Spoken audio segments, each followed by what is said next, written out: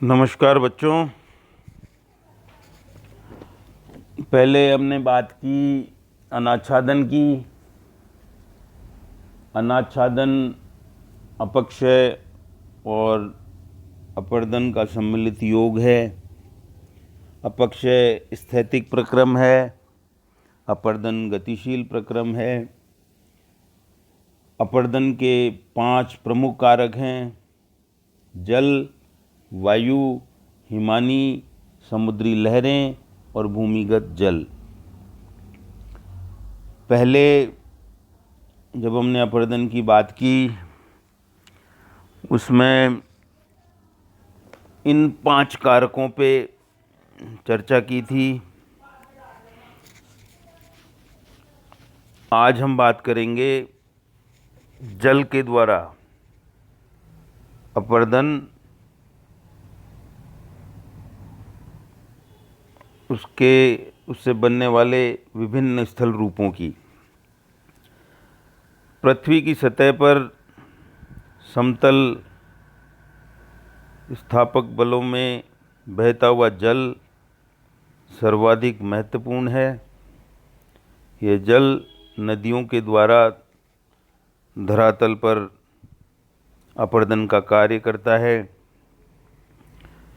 नदियाँ पृथ्वी की सतह पर समतल स्थापन का कार्य अपर्दन, परिवहन और निक्षेपण के रूप में करती है।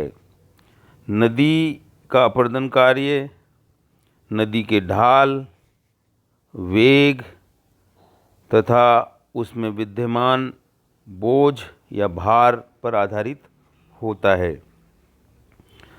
नदियों के ढाल एवं अपर्दन के अधिक होने पर नदी का वेग भी अधिक होता है और इस दशा में यदि नदी में आवश्यक मात्रा में बोझ विद्यमान है तो नदी द्वारा अपर्दन सबसे अधिक होता है। सामान्यतः नदी के वेग तथा अपर्दन शक्ति में वर्ग का अनुपात होता है, अर्थात यदि नदी का वेग 3 गुना कर दिया जाए तो उसकी अपर्दन क्षमता 9 गुनी हो जाएगी। नदी द्वारा रासायनिक अपर्दन का कार्य घोलीकरण और यांत्रिक अपर्दन का कार्य अपघर्षण, सन्निघर्षण और जल गति क्रिया के द्वारा संपन्न होता है। ये जो शब्दावली जिनका उपयोग किया गया है उसको भी आप ध्यानपूर्वक समझें। घोलीकरण मतलब रासायनिक जब अपर्दन का कार्य होता है तो इसमें घोलीकरण जो है एक महत्वपूर्ण भूमिका अदा करता है। जिस प्रकार से किन्हीं क्षेत्रों के अंदर चूने की प्रधानता होती है तो वहाँ वो जल के साथ क्रिया करके वहाँ अपर्दन का कार्य संपन्न करता है। जब नदी का जल बहता है तो वो बीच में आने वाले विभिन्न धरातलीय स्वरूपों को जल के द्वारा अपघर्षण, सन्निघर्षण और जल गति क्रिया यहाँ पर संपन्न होती है। नदी के जल में एक महत्वपूर्ण बात यह है कि जब क्षैतिजिक अपर्दन नदी के द्वारा किनारे काटकर चौड़े होते हैं, अपर्दन का यह रूप नदी की प्रौढ़ावस्था में सबसे अधिक देखने को मिलता है। लंबवत अपघर्षण द्वारा नदी की घाटी को गहरा किया जाता है। लंबवत अपघर्षण नदी की तरुणावस्था में सर्वाधिक होता है। इसके द्वारा विभिन्न प्रकार की स्थलाकृतियों का निर्माण होता है, या यूँ कहिए कि उस धरातल पर जो उच्चावच हैं उनको समतलीकरण का कार्य नदी के जल के द्वारा किया जाता है। जब हम विभिन्न स्थल रूपों की बात करेंगे तो उसमें इनके जो डायग्राम्स हैं उनका विशेष रूप से आपको ध्यान रखना है। जब आपसे इस प्रकार का कोई प्रश्न पूछा जाता है कि नदी के द्वारा बनने वाले विभिन्न स्थलाकृतियों का वर्णन कीजिए, तो उसमें आपको चित्रों का भी निर्माण आपको करना पड़ेगा समझाने के लिए। जब अपर्दन का कार्य प्रारंभ होता है तो इसमें सबसे पहले वी आकार की घाटी का निर्माण होता है, जिसमें लंबवत अपग्रसन की क्रिया कार्य करती है, जो अपनी तली को, उस धरातल की तली को या उस नदी के जो तली है उसको वहाँ कटाव करती है, अपर्दन करती है। ये कटाव घाटी की तली की अपेक्षा ऊपर की ओर अधिक होता है। इसमें अंग्रेजी के वी आकार का स्थल रूप बनता है। इसी को वी आकार की घाटी कहा जाता है। नदी अपने क्षैतिज अपर्दन के द्वारा घाटी को चौड़ा करती ही रहती है, जिसके फलस्वरूप वी आकार चौड़ा एवं गहरा होता चला जाता है। इसके साथ ही नदियाँ गॉर्जों का निर्माण करती है। सामान्यतः नदी की गहरी एवं सकरी घाटी को गॉर्ज कहा जाता है। इस प्रकार की नदी की घाटियों के किनारे बहुत ही तीव्र या तेज ढाल वाले होते हैं। गॉर्ज का निर्माण नदी द्वारा तीव्र गति से होने वाले लंबवत अपघर्षण के कारण होता है। गॉर्ज की उत्पत्ति कठोर चट्टानों वाले क्षेत्रों में होती है। भारत में भाखड़ा बांध भाखड़ा बांध भी सतलज नदी के भाखड़ा गॉर्ज पर ही निर्मित किया गया है। ये एक महत्वपूर्ण बात है जो आपको ध्यान में रखनी है। इसके अलावा संयुक्त राज्य अमेरिका के अरकनसास नदी द्वारा निर्मित गॉर्ज की गहराई लगभग 377 मीटर है। ये भी आपको ध्यान में रखना है। वी आकार की घाटी और गॉर्ज के निर्माण के पश्चात कैनियन नदी के जल के द्वारा बनाया जाता है। कैनियन गॉर्ज का ही बड़ा रूप है। ये गॉर्ज की तुलना में अधिक सक्रिय होता है। साधारणतः गॉर्ज एवं कैनियन में कोई खास अंतर दिखाई नहीं देता है। उष्ण जलवायु वाले पहाड़ी एवं ऊंचे एवं पठारी भागों में जब नदी अपनी घाटी को चौड़ाई की अपेक्षा गहराई में अधिक काटती है तो कैनियन का निर्माण होता है। यहाँ पे उदाहरण के तौर पर हम संयुक्त राज्य अमेरिका की कोलोराडो नदी की कैनियन संसार में प्रसिद्ध है। ये कैनियन 480 किलोमीटर लंबी एवं 1828 मीटर गहरी और 12 से 16 किमी चौड़ी है। कैनियन की दीवारों में ज़्यादातर सीढ़ियाँ, शिखर एवं शैल स्तंभ बने हुए मिलते हैं। भारत में सतलज, सिंधु, कोसी, गंडक, अलकनंदा, कृष्णा, नर्मदा एवं ब्रह्मपुत्र में भी अनेक स्थानों पर गहरी एवं सकरी घाटियों का निर्माण हुआ है। इसके पश्चात हम देखेंगे जो अन्य स्थल रूप इसमें नदी के द्वारा बनते हैं, उसमें है जलप्रपात, जिसे हम झरना भी कहते हैं। जब नदी ऊंचे चट्टानी शिखरों से बहकर धरातल पर जाती है तो धरातल की असमानताओं के कारण अपने मार्ग में जलप्रपातों का निर्माण होता है। नदी के प्रवाह मार्ग में जब कठोर चट्टानों की परतें बिछी हुई होती हैं तो जल के द्वारा ये आसानी से नहीं कट पाती। फलस्वरूप जल उसके ऊपर से होकर नीचे गिरने लगता है। नदी प्रवाह की ऐसी असमानता को, जिसे नदी का जल एकदम ऊपर से नीचे की ओर गिरता है, जलप्रपात कहते हैं। इसके बाद में बनती हैं शिप्रिकाएँ।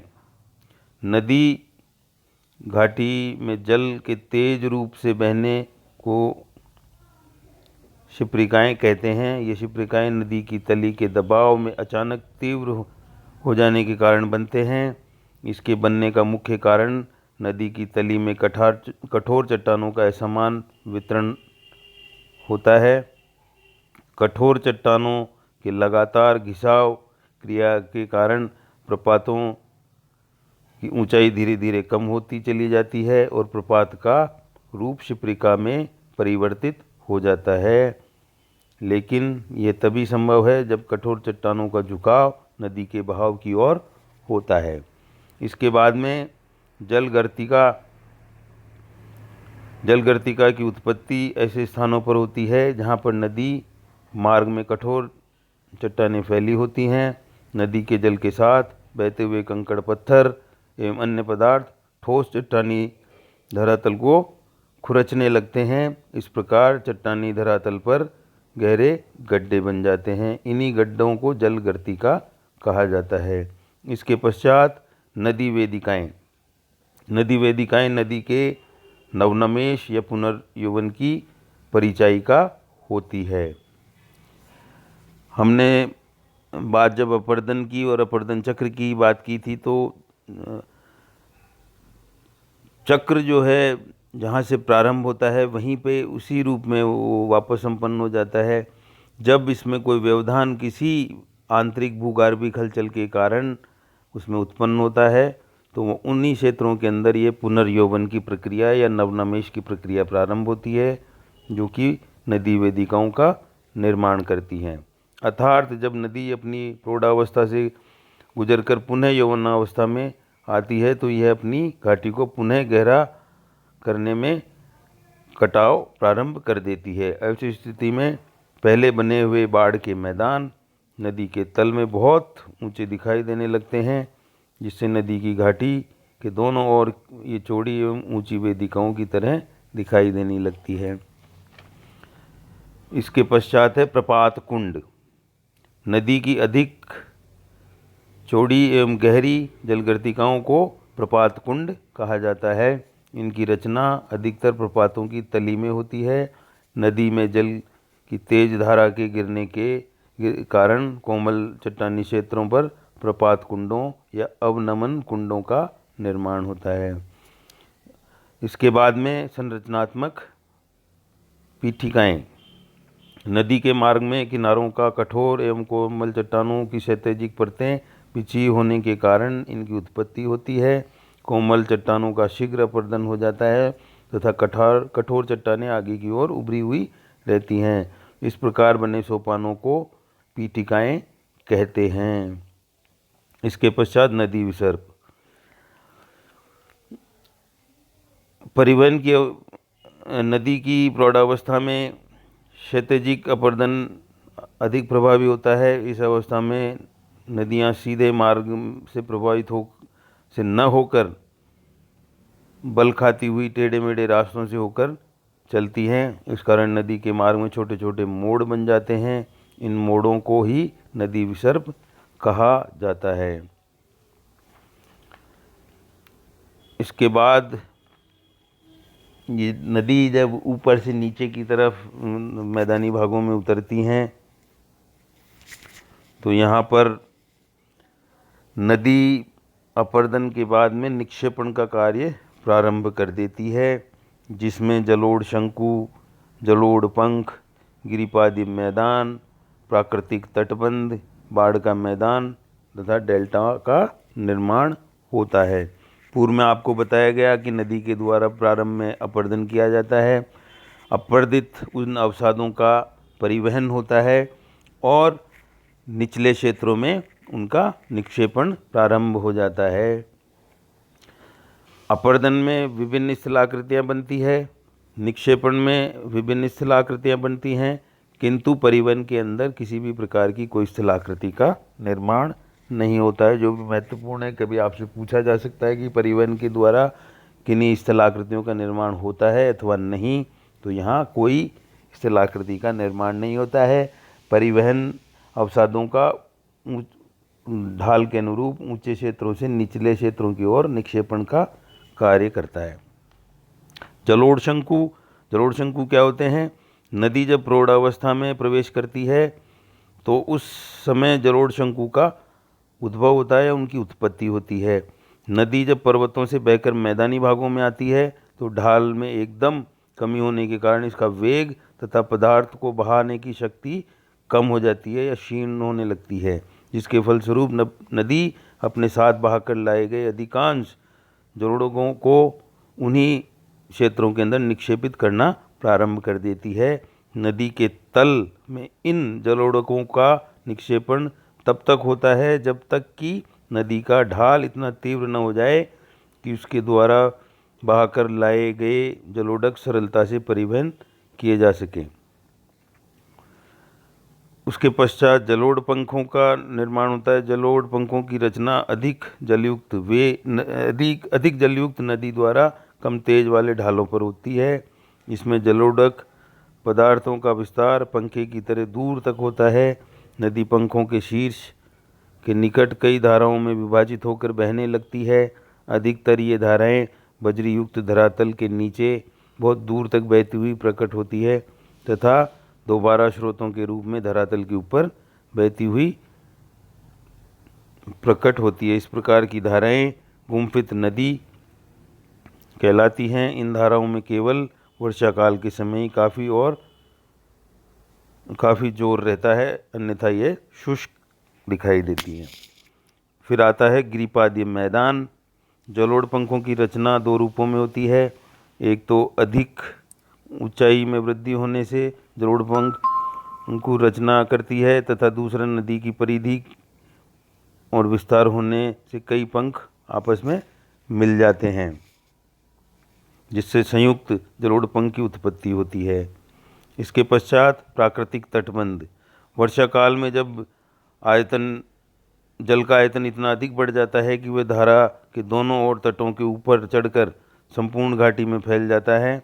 बाढ़ के जल की रुकावट नदी के तटों के कारण होती है, इसलिए यह अपना अधिकांश जलोढ़क पदार्थ तटों के ऊपर ही निक्षेपित कर देती है। बाढ़ के समय नदी के तटों पर इस तरह के निक्षेपों से नीचे बांध भी बन जाते हैं। इसके पश्चात बाढ़ का मैदान। पर्वतीय भागों से उतरकर जैसे ही नदी मैदानी भागों में आती है तो उसकी प्रवाह गति कम हो जाती है तथा नदी अपनी घाटी को भी चौड़ा करने लगती है। वर्षा के समय उत्पन्न बाढ़ के कारण जल प्राकृतिक तटबंधों को तोड़कर दूर दूर तक फैले क्षेत्रों में फैल जाता है। मुख्य धारा से के अलावा किनारों से दूर फैले हुए जल की शक्ति पूर्णतः नष्ट हो जाती है, जिससे उसमें बहकर आने वाला अवसाद पदार्थ भूमि पर बैठने लगता है। नदी की निक्षेपण कार्य, और यूँ कहिए कि जब वो समुद्रों में मिलता है उससे पहले डेल्टा का निर्माण होता है। डेल्टा जिस प्रकार से नदी प्रारंभ में विभिन्न धाराओं से मिलकर बनती हैं, उसी प्रकार जब ये समुद्र में अपने जल को प्रवाहित करती है उससे पहले भी विभिन्न धाराओं में यह वितरित हो जाती है। इन वितरित धाराओं के द्वारा डेल्टा का निर्माण होता है। नदी के जल के प्रवाहित होने की गति धरातल के ढाल के ऊपर पूर्ण रूप से निर्भर करती है। नदी समुद्र में प्रवेश से पूर्व आधार तल को प्राप्त कर लेती है। नदी अपने साथ जो बारीक रेत बहा कर लाती है, उस बारीक रेत को समुद्र में गिरने से पहले अपने मुहाने पर धीरे धीरे जमा करने लगती है। जब नदी के मुहाने पर जमाव लगातार होता रहता है तो नदी के मार्ग में छोटे छोटे टीले बन जाते हैं, जिससे नदी का जल रुक रुक कर आगे की ओर बढ़ता है। इस तरह नदी की आकृति वृक्षाकार हो जाती है। नदी की शाखाओं के बीच में टीलों के छोटे छोटे त्रिभुज बन जाते हैं, जिन्हें डेल्टा के नाम से पुकारा जाता है। यहाँ डेल्टा के विभिन्न प्रकार भी हैं, जिनके ऊपर हमको चर्चा करनी चाहिए, जिनमें पंजाकृत डेल्टा, धनुषाकार डेल्टा, ज्वार नदमुखी डेल्टा और रुंडित डेल्टा तथा क्षीणाकार डेल्टा, ये इनके आकारों के ऊपर निर्भर करते हैं।